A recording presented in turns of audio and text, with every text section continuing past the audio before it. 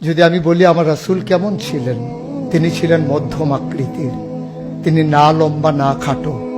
তিনি কখনো বা যখন হাজারো মানুষের সামনে দাঁড়াতেন, বিদায় হজের সময়ে 1,40,000 সাহাবা যখন ময়দানে, তিনি যখন আস্তে করে উঠে দাঁড়ালেন, ওনার চাইতে অনেক লম্বা লম্বা মানুষ থাকার পরেও অবাক বিস্ময়ে সবাই তাকিয়ে দেখলো সবার উপর দিয়ে যে মানুষটির মাথা মোবারক দেখা যায়, তিনি নবী মুহাম্মদুর রাসূলুল্লাহ সাল্লাল্লাহু আলাইহি ওয়াসাল্লাম।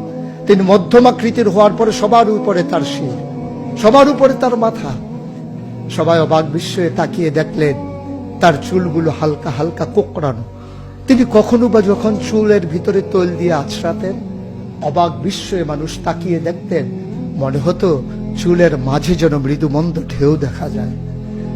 তার কপালটা ছিল চওড়া শুভ্র, তার চোখের ভ্রুগুলো ছিল ধনুকের মতো বাঁকা, তার চোখগুলো ছিল টানা টানা ভাসা ভাসা, তার চোখের পাতাগুলো ছিল গোলাপের পাপড়ির মতো।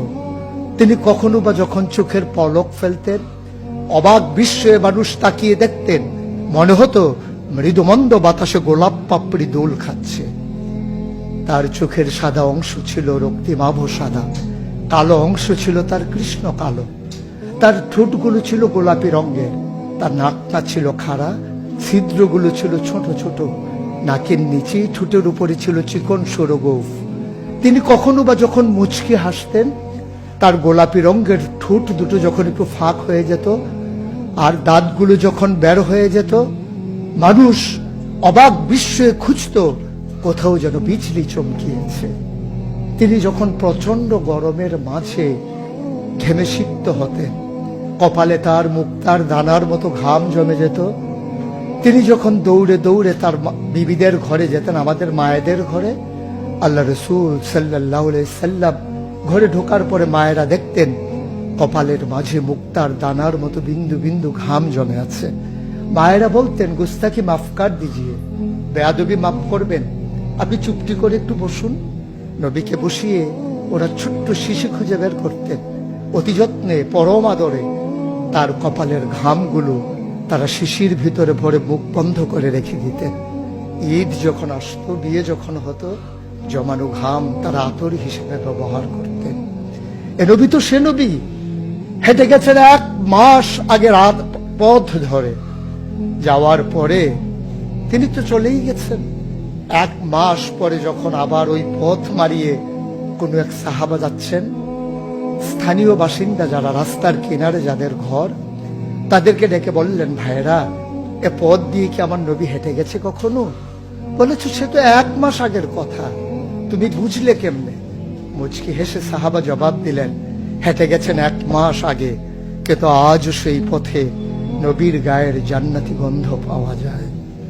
এ আমার নবী, এ আমাদের নবী, আমাদের গর্ভের নবী।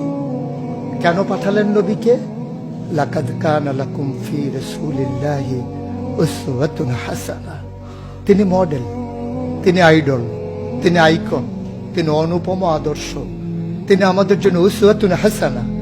তিনি পথ দেখিয়েছেন কেমন করে একটা ছেলে তার মায়ের কাছে ভালো সন্তান হতে পারে।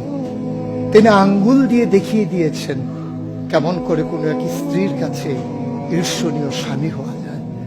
তিনি আচরণ করেছেন মা আয়েশার সাথে এমন যে আচরণ আজও যদি কোনো মেয়েরা করে, তাহলে তার স্বামী হবে তার কাছে সেরা স্বামী। শুধু সেই স্বামী তার স্ত্রীর সাথে সেই ব্যবহার করে। আল্লাহ রাসূল সাল্লাল্লাহু আলাইহি সাল্লাম আদরের নাতি হাসান হুসাইনের সাথে এমনই মধুর ব্যবহার করেছেন। কেউ যদি সেরা নানা হতে চায়, কেউ যদি সেরা দাদা হতে চায়, সেজন্য নবীজি যে আচরণ করেছে হাসান হুসাইনের সাথে, সেই আচরণ করেছে তার নাতনি নাতনির সাথে, তাহলে সে হয়ে যাবে সেরা নানা। কেউ যদি আদর্শ শিক্ষক হতে চান, কেউ যদি হতে চান উত্তম আদর্শের অনুসারী, তাইলে আল্লাহ রাসূল সাল্লাল্লাহু আলাইহি সাল্লামকে আল্লাহ নিজেই জানিয়ে দিলেন যে আমি তো আপনাকে দান করেছি ইন্নাকা লাআলা খুলুকিন আযীম, আপনি হচ্ছেন উত্তম থেকে উত্তমতর চরিত্রের অধিকারী। চরিত্র হচ্ছে 3 রকম, খুলুকুল হাসান, খুলুকুল করিম, খুলুকুল আযীম। খুলুকুল হাসান মানে হচ্ছে আপনাকে একজন গালি দিয়েছে, আপনি হুবহু সেই গালিটা দিয়েছেন। আপনাকে বলেছে তুমি বদ, আপনি বলেছেন আমি না, তুমি বদ। এটা হচ্ছে হাসান। আপনাকে বলেছে তুমি সাংঘাতিক খারাপ, আপনি চুপ মেরে হেঁটে চলে গেছেন মাথা নিচু করে, আপনি হচ্ছেন খুলুকুল কারিম। আর আপনাকে বলা হলো তুমি খুব খারাপ মানুষ, আপনি চুপ করে তো চলে গেলেনি, মসজিদে গিয়ে আপনি হাত উঠিয়ে দোয়া করছেন মাওলা। সে হয়তো বুঝিনি, সে যদি বুঝতো আমাকে হয়তো বলতো না, তার জন্য উল্টা আপনি দোয়া করে দেবেন। এটাকে বলে খুলুকুল আযীম, যেটা ইন্নাকা লা আলা খুলুকিন আযীম। আল্লাহ বলছেন, ও নবী, আমি হলাম সর্বোত্তম মর্যাদার অধিকারী, আর আপনি হচ্ছেন সর্বোত্তম চরিত্রের অধিকারী। সুতরাং যার কোনো তুলনা হয় না, তুলনা মেলা ভার, জুড়ি মেলা ভার।